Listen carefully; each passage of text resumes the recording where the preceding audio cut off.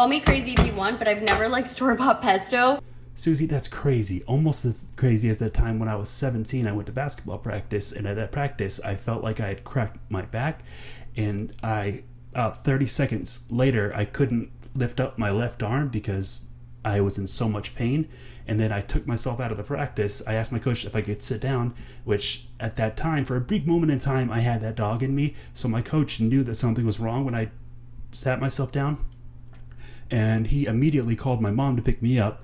And my mom was worried. And I have been, and by the way, side note, I have been suffering chronic migraines for most of my life. So pain is not, when I judge pain, it's different.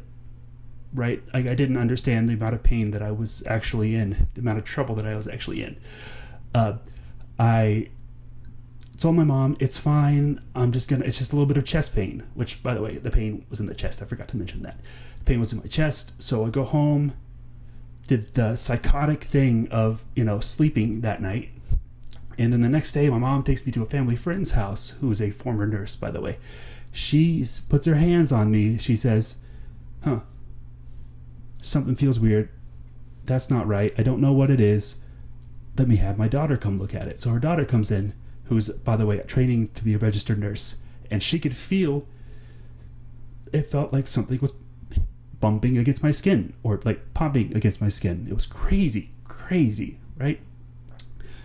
So her daughter puts her hands on me.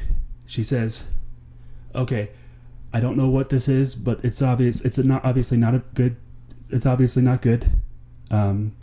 So I'm going to call Mrs. Thompson and have her come over. Mrs. Thompson was their neighbor. She, at that time, was a registered nurse. She actually still is a registered nurse.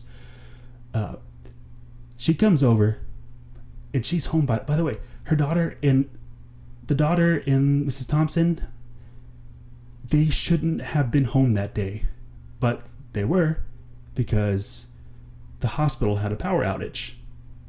Like a massive power outage. It was not just affecting the hospital, but several buildings around it. They shouldn't have been there that day, but they were.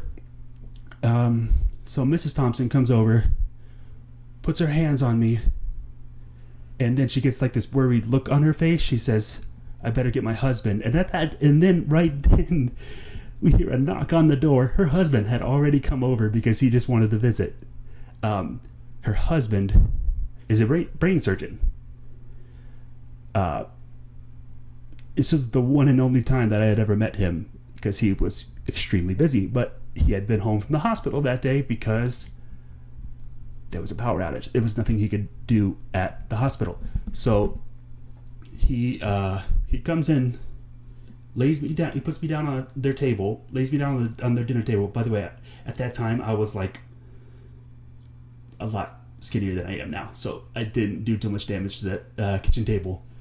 So he puts his hands on me, pushes up against my chest. He feels that popping sensation. He's like, okay, Phil, this is one of two things. Either way, you need to go to the hospital right now. I don't mean to worry you, but it could be your rib has been displaced and it's bumping against your skin, or your lung has collapsed and what you're feeling is air escaping your lung. And if you wait much longer, it could completely collapse and kill you. So we went to get an MRI immediately, because he actually called in a favor for us, because there was one part in one building around them that had a working MRI machine at that time. Again, power outage. The generators were like, they didn't even have generators at the time. We live in Florida. You would think that they would have generators because of storms and shit, but they don't. They didn't. So I go get the MRI done. Confirmed. Yep, it was a collapsed lung.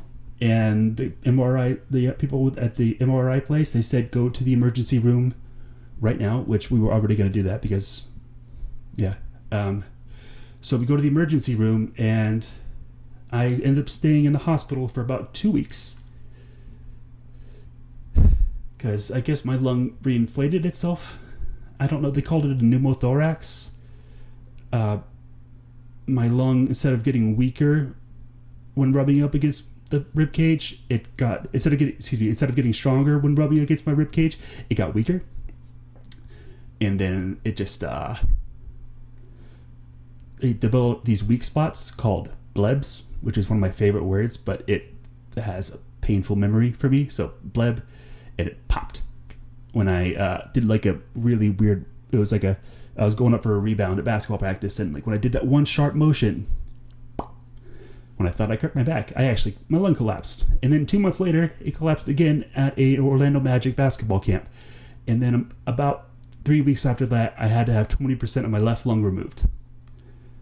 I know, it's like an insane story, but not as insane as not liking store-bought pesto, because Susie, that's just like bonkers, I tell you.